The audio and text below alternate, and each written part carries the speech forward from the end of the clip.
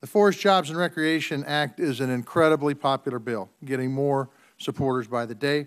Just in the last month, we've had the Chamber of Commerce of Missoula and the Montana AFL-CIO sign on as supporters. This bill was brought to me by Montanans who are tired of fighting over forest management, recreation, and wilderness designation. For decades, these folks, the mill owners, the loggers, the conservationists, and the outdoorsmen, have fought one another. They fought and no one ever won. In fact, everyone lost.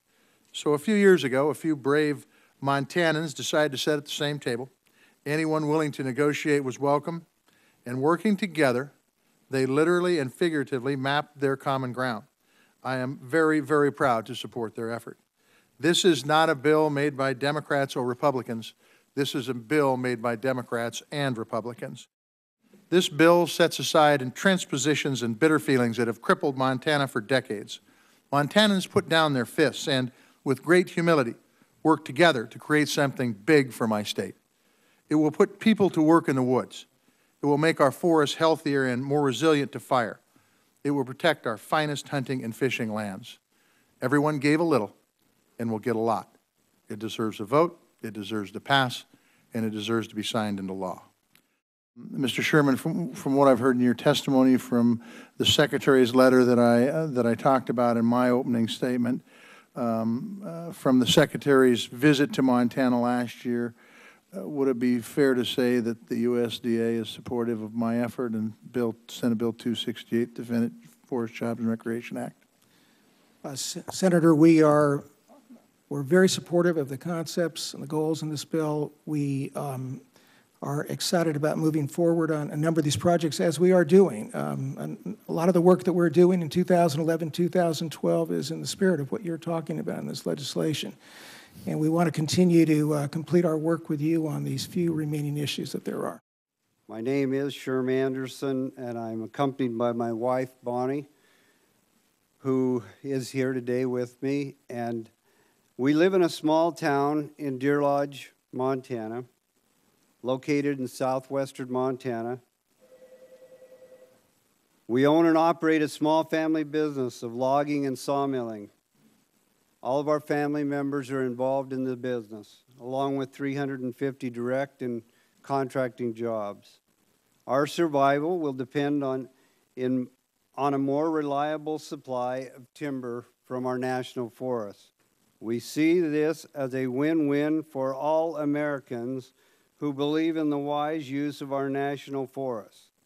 I thank Senator Tester for his undying support and his effort, his willingness to give it all for the betterment of Americans. I ask the members of the subcommittee to support him and to move this forward. So my thoughts on the bill: in some senses, a camel is a horse designed by a committee. At the other time, this does not look like a camel. This looks like a very good horse. And that being the case, I think overall you couldn't have done a better job, and it does set up to preserve grazing, preserve agriculture, preserve recreation, preserve outfitters and guides, and what that to me is agriculture, which is silviculture, and logging, Senator, are the same.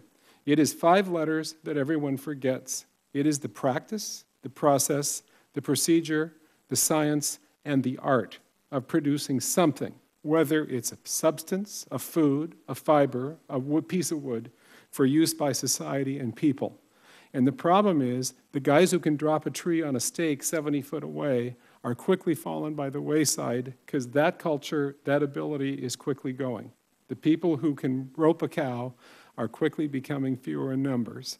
The guys who can pack a mule to haul salt become lower in numbers if we don't preserve, protect, and provide the opportunity for what your bill does. So my observation overall is, well done after 30 years, and it took us a long time to get here, and I'm really happy to be here for it.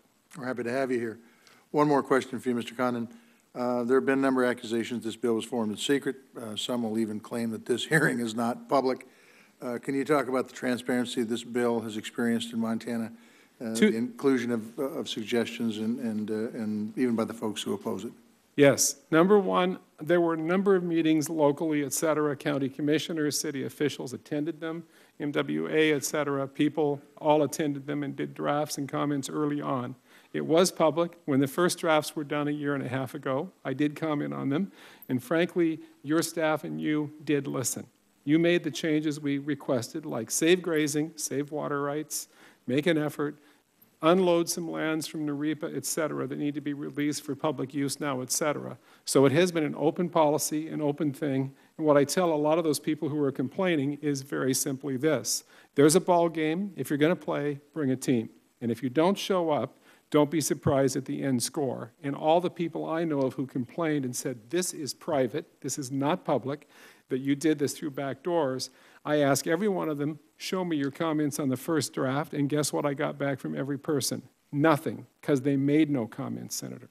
Those of us who did, it was public, it was open, job well done, and I think that's really important. Well, I want to thank